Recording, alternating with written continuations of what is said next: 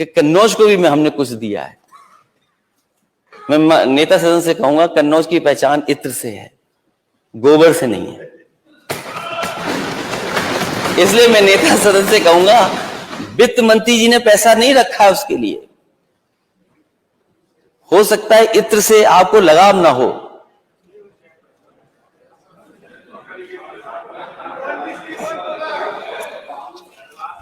इत्र से लगाव ना हो,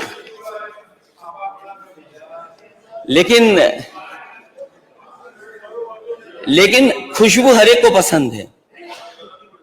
और मैं तो कहूंगा, दिल्ली से एक हमारे माननीय सदस्य हमारे साथ भी रहे हैं, पीडब्ल्यूडी सबसे बड़े विभाग के मंत्री हैं, इत्र के बारे में तो बेहतर समझते होंगे, क्योंकि दुनिया में सबसे बड़ा मार्केट अगर किसी का है जो और चीजों का, तो इत्र का भी बड़ा मार्केट है। वहां पर मैं एक परफ्यूमरी पार्क बनाना चाहता था, क्योंकि ट्रेडिशनल है, चीजें ट्रेडिशनल है, बहुत हजारों साल पुराना कारोबार है वहां का। इसलिए जो बना पड़ा अधूरा परफ्यूमरी पार्क है, हमें गोबर नहीं चाहिए, हमें अपना परफ्यूमरी पार्क चाहिए। और कहीं ऐसा तो नहीं नेता सदन, आप जो गोबर वाला प्लांट देने की बात कर रहे हो बायोगैस का, वो कहीं शिलान्यास समाजवादी सरकार में तो नहीं हुआ था? कभी कभी हमारे सदस्य ये कहते हैं कि मैं ट्वीट क्यों करता हूं। चलो अच्छा है, आप ट्वीट पढ़ते हैं, इसलिए मैं आपको धन्यवाद देना चाहता हूं। ट्वीट मैं इसलिए करता हूं कि जिस समय नोएडा से दिल्ली जोड़ने के लिए मेट्रो का उद्घाटन हो रहा था, तो दिल्ली सरकार यह कह रही थी कि इस मेट्रो के उद्घाटन में उन्हें क्यों नहीं बुलाया जा रहा है। जैसा कि नेता सदन ने कहा कि वो हमारे मित्र हैं, क्योंकि हमारी सरकार जा चुकी थी, सरकार आपकी थी। उस समय मैंने ट्वीट करके कहा, और अपने लोगों के बीच में मैंने कहा कि अगर किसी को बुलाना चाहिए था तो हमें बुलाना चाहिए था, क्योंकि वो मेट्रो पहली ऐसी मेट्रो थी जो पूरे के पूरे यूपी के नोएडा के बजट से बनी हुई थी। उस समय दिल्ली की सरकार ने कोई सहयोग नहीं किया था। और जो लोग ट्वीट की बात कर रहे हैं, क्योंकि नेता सदन ने कभी फाइल ही नहीं देखने दी होगी उनको, तो कम से कम मैं चाहूंगा कि वो फाइल देख लें दोबारा। उस फाइल में नजर आ जाएगा कि किस सरकार की बनी हुई ये मेट्रो है। और मुझे खुशी है इस बात की कि जब वो मेट्रो का उद्घाटन हुआ, तो उस उद्घाटन में अपने देश के प्रधानमंत्री जी थे और मून जे दक्षिण कोरिया के राष्ट्रपति नोएडा दिल्ली मेट्रो के उद्घाटन में साथ साथ बैठ करके गए थे। हमारे माननीय सदस्य, अगर वो सांड वाली फोटो गलत आ गई हो, वो हमारा त्योहार है एक, वो सांड केवल एक प्रतीक के रूप में दिखाना चाहते थे कि सांड से लोगों की जान जा रही है। वो फोटो जरूर हो सकता है वो त्योहार की आ गई हो, लेकिन ये तस्वीर बिल्कुल ठीक है और फाइल में सच्चाई होगी। और दूसरा, मिर्जापुर में 16 प्लांट का उद्घाटन हुआ था, जिसमें कि देश के प्रधानमंत्री जी और मैक्रो जो फ्रांस के थे वो आए थे उद्घाटन में, और उद्घाटन हुआ उसका। अगर वो भी किसी परियोजना बनाई गई थी तो वो समाजवादी सरकार में थी, उसकी भी सही फोटो में लेके आए हूं अध्यक्ष।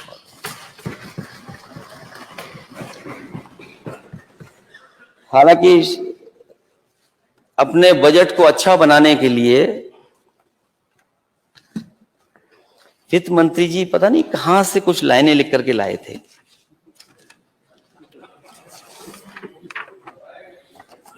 हो सकता है क्योंकि मैं बोलूंगा बाद में कुछ और मिल जाएंगी आपको। बहुत रिसर्च के बाद लाइनें लाए थे, लेकिन कुछ लोगों ने कहा कि ये कई बार ऐसा ही पढ़ते हैं बजट में। हालांकि मैं शायर नहीं हूं, ना पढ़ता हूं, ना कवि हूं मैं, लेकिन क्योंकि बजट के हिस्से में आपने कुछ लाइनें लिखी हैं अपनी बात को कहने के लिए, तो हम भी अपने अध्यक्ष महोदय आपकी अनुमति से पढ़ना चाहूंगा कुछ। जब तलक अमन और चैन नहीं आता, काम हमारा है नफरत के खिलाफत करना। मेरी पीढ़ी को एक मशाल बन के चलना है, जिसका फर्ज है इंसानियत की राह रोशन करना।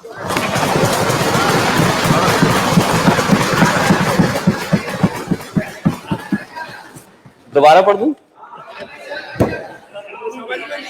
जब तलक अमन और चैन नहीं आता, काम हमारा है नफरत की खिलाफत करना।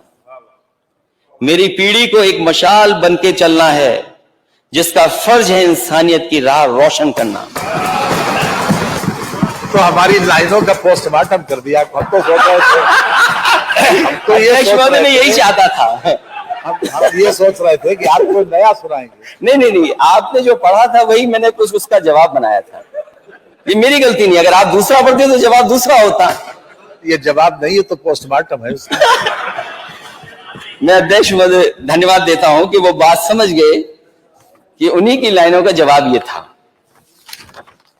मैं अध्यक्ष महोदय सरकार से ये पूछना चाहता हूं कि आपने सस्टेनेबल गोल्स पे बहस की थी, और यहां पुराने माननीय सदस्य होंगे जिन्होंने दिन रात बहस की थी। वो सस्टेनेबल गोल्स बहुत महत्वपूर्ण हैं। 5 बजट पिछली सरकार के, 6वां बजट ये, उन सस्टेनेबल गोल्स को हमने कितना अचीव किया है अध्यक्ष महोदय, ये कम से कम सरकार बताए हमें।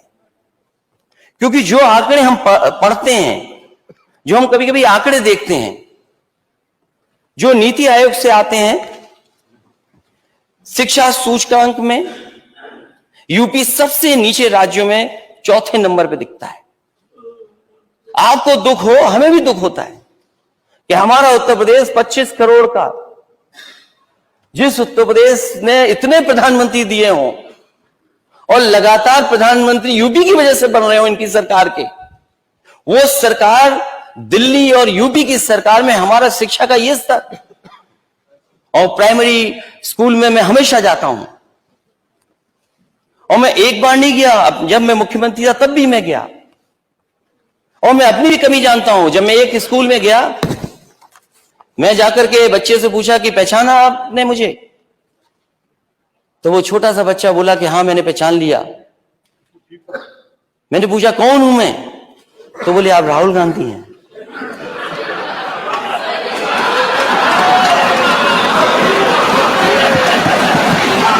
सोचिए आप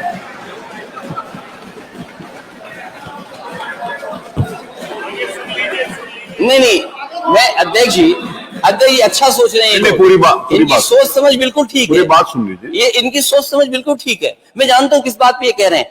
इन्हें चिंता इस बात की नहीं है अध्यक्ष महोदय, इन्हें दुख इस बात का नहीं है कि यूपी नीचे से 4था नंबर है। इन्हें खुशी इस बात की है कि मैंने कांग्रेस पार्टी के नेता का नाम ले लिया। कमाल है। आपको सरकार किसने बना दी?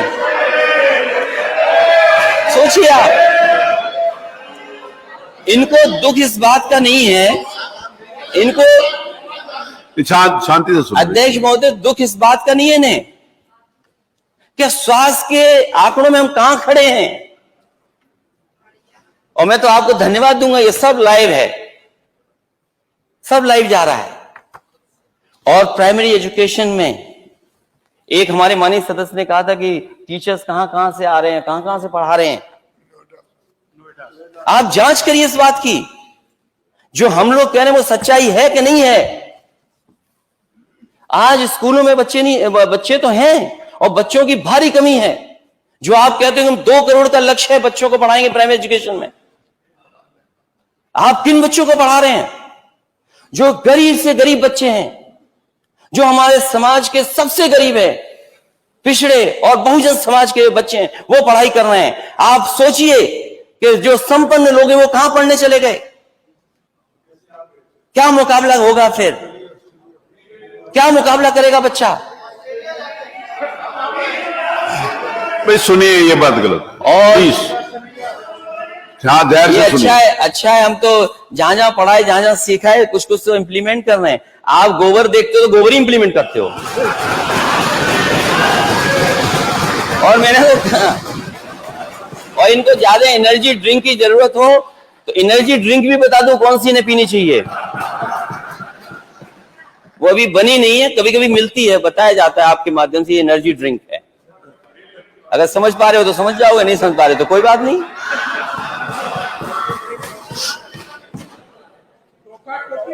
मैं अरे ठीक है, मैं बोलूं। जब सरकार में था तो मुझे खुशी है इस बात की कि सबसे पहले मुझे मथुरा का, अक्षय पात्रा का, उनका प्लांट देखने को मिला मुझे, जहां पर बच्चों को एक साथ लाखों की संख्या में खिलाया जा सकता है।